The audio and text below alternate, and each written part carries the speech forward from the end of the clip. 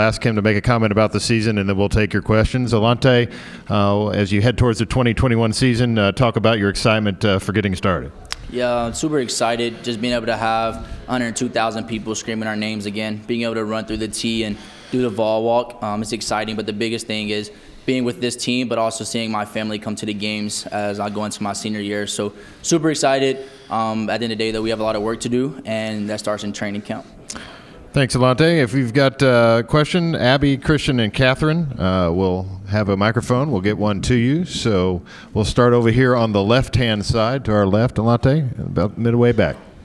Hey, Alontae, Eric Kane with the Sports Animal. You tweeted yesterday that it was a dream for you to come here. How's it going so far?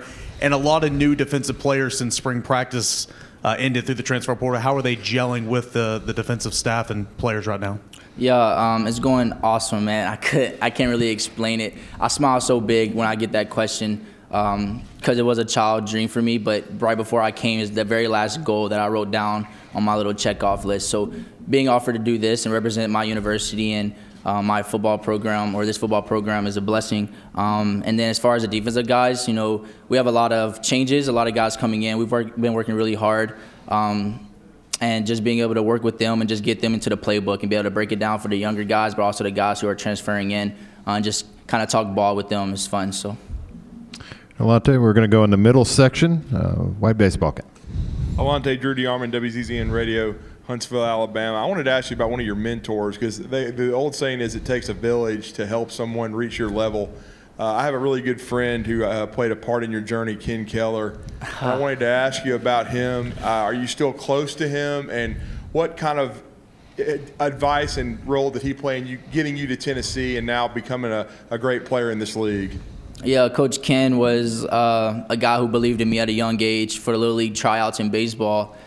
So he picked me up and he kind of told me the whole story with that. But then I didn't know that he was an Alabama fan. And back then I wanted to play baseball. And I never really cared about playing football, even though I did play it. And so he was like, what kind of fan are you? Like, what's your favorite college football team? And I told him Alabama, I guess, because I didn't really know. But he kind of talked to me with that, and he kind of helped me with my recruitment. He never persuaded me to try and go to Bama or not. And then throughout that, he came to games. Last year, he came to maybe 6 games, I believe, with my family. And this year, he'll be coming to some more games with my family. So a guy who talked to me a lot about keeping my faith in God and making sure that I stay on the path that he's made for me and trusting in me, and a guy that loves me to death, and I love him and his family. Alontae, we're going to go over to the right section along the far wall. Hey, how are you? Matt Baker with the Tampa Bay Times. What was your initial impression when you first met Josh Heupel? So Coach Heupel actually couldn't come to the facility the day that he was hired, so we had he made a video for us to look at as a team. We had an 8 a.m. meeting, I believe it was. That was pretty fun, but the biggest thing was whenever he came and talked to us about what he wanted for this program, what he was going to bring to this program. But the biggest thing we took from that was how he said, it takes actions and not just words, and he would show us throughout his actions, and some of those actions being us building a team with team activities and things like that, and just building that family feeling. So that was probably the biggest impression, is just him saying that. Hey, Alontae, we'll go over to our left on the left-hand section.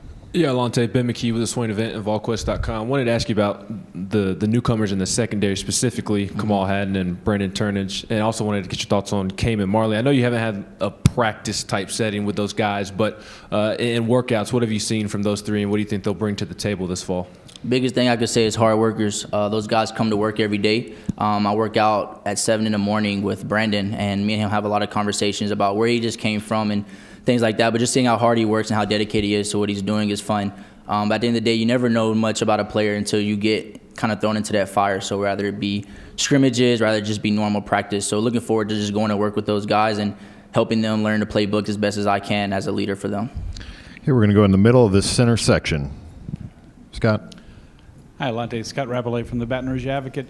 Obviously, having a new coach usually means a rebuilding process, but being a senior, obviously there's an urgency for you to want to win right away this year. What encourages you, or what has you optimistic about the season that you guys could win this year, or at least maybe exceed the expectations maybe people have for the program?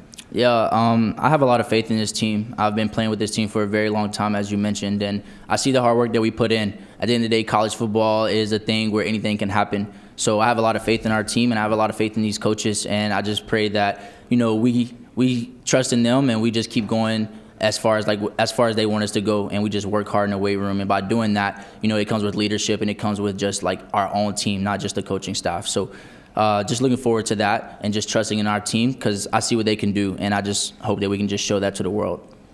Okay, we're going to go on the left aisle of the center section. Hey, Trey Wallace, Rocky Top Insider. Alontae, what is big for you when it comes to starting fall camp? Going to be doing in the morning, trying to get off to the right start with the defense. What are your expectations for the rest of the group as you guys get going? I would say consistency. Camp's long, camp's hard. Just making sure you keep that same energy and that same passion from the first day of camp to the last day of camp. Okay, we'll go right here in the center section, second row. Hey, Alontae, Joey Blackwell, BamaCentral.com. The third Saturday in October is Rivalry. It's been on Alabama's favor the past few years. For you personally, as a senior, what does that rivalry mean to you, and especially with a new head coach? What are your thoughts on this year's game? I hear about that all the time. The big rivalry with Bama, and what does it mean to me? At the end of the day, all games is just as important as this one game. So I don't really look at it too much weight to put on my shoulders as far as going out there and to perform. You want to perform the best that you can, whether you're playing Alabama or you're playing a smaller team. So week in and week out, just making sure we just bring our best foot forward. And what pushes me every day with that is just working with these guys and just letting them know, hey, everyone talks about Bama, everyone talks about Georgia, everyone talks about Florida, whoever it may be, but that first game is just as important as a Bama or Florida game, playing Bowling Green. Alontae, we're going to go over here to our right along the wall. Alontae, Gentry Estes, Tennessean. How discouraging was it for you to see so many of your teammates choose to transfer during the coaching transition? And why did you choose to stay, and why do you feel like so many others did not? I wouldn't say it was discouraging. We knew that it was a big dent into our team when everything happened. So, talking to those guys reached out to me, I reached out to those guys and just wish them the best. I know I'm big on making sure you do what's best for your family and yourself. So seeing those guys go was hard just because we built that relationship, and from that, we will have a family forever. And as far as why did I stay, I'm the third in my family to go to college, and I told my mom that I would get my degree before I left. I tried to get that in 3 years last year, but it didn't really work that way. But that was one reason, and the second reason was this is my state. I'm from the state of Tennessee, and the University of Tennessee means a lot to me. Wearing orange and white is a privilege, and it's bigger than me, and wearing that power T on my chest is bigger than me. So staying here and going somewhere else were never really too hard of a decision to make. I knew I wanted to stay at the University of Tennessee, and I tried to keep as many people here as I could. And those who left, like I said, I don't have any hard feelings for those guys. I wish them the best. Okay, we'll go right down in front of us, Alontae, right in the front row. Alontae, Jake Nichols with Volunteer Country from Sports Illustrated. Can you speak on your leadership both last summer during COVID, but also on campus being a part of Vol Leaders, going to Belize, and just different things that you've been able to do in that aspect? Yeah, so my leadership role has grown a lot since I was a freshman. Being able to be a part of the SEC Football Leadership Council, being vice president for SAC at the University of Tennessee, and then going through a Vol Leader program where it's a year-long program where you learn more about your leadership skills and then ways that you can grow as a leader. Taking a trip to Belize for those 12 days was an eye-opening experience for me. First time I ever been out of the country, first time I ever got a passport. All those things were new to me, but the biggest thing I took from going to Belize was having passion and respect for your country.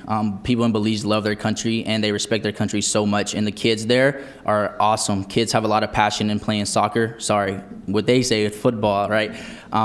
So coming back here was a big eye-opening experience for me, and it just allows me to respect what I have going on here, but also being able to share how I grew as a leader for my team. And during COVID, it was really hard to lead just because we were on Zoom, but the biggest thing was just staying in contact with everyone and making sure they're on top of the things that they need to be on top of, rather be school or rather just be making sure that they're working out, eating right, and also like mental health, making sure that their mental is fine, and that, just keeping them positive that we'll one day get to play college football again. Okay, we'll go over here to our left on the front row. Vince. Vince Farrar, 99.1, the sports animal in Knoxville. Alontae, on that leadership topic that you were talking about, what's your experience been so far with name, image, and likeness? And can you include any either personal experiences or advice you've given to your teammates on how to handle that? Yeah, so while I was in Belize, they actually had a meeting with compliance and who talked about the NIL. So I didn't get to sit into that meeting with them. But as a leader, I kind of just preach, just make sure you know what you're doing, making sure you're checking off all the boxes so that you don't run into any issues later on. But for me personally, for the NIL, I've had a lot of opportunities with that, but I actually haven't tapped into any of those things. I'm really focused on just making sure I'm healthy and making sure that, I'm going into camp the right way. But the biggest thing is making sure that my team is ready for camp. I'm not so focused on how much money I can make on my name right now. I'm more so what can my team do so that we can be the best team come the fall. Okay, if you have additional questions, we have time for a couple more. Raise your hand. We'll get a microphone to you. All right, we'll take one final one over here from Vince. Alontae, on the quarterbacks, that's always been a leadership position. How important do you think it is to get clarity at some point at that position to have one person kind of help you lead in that such a critical position? I feel like when you have a group of quarterbacks like we have, it's really hard to just say we need to have a clarity of like who our quarterback is going to be, because all of them are great quarterbacks, all of them are smart guys, respectful guys, and they're all leaders on our team. So just make sure that they're working hard, make sure we stay on top of them.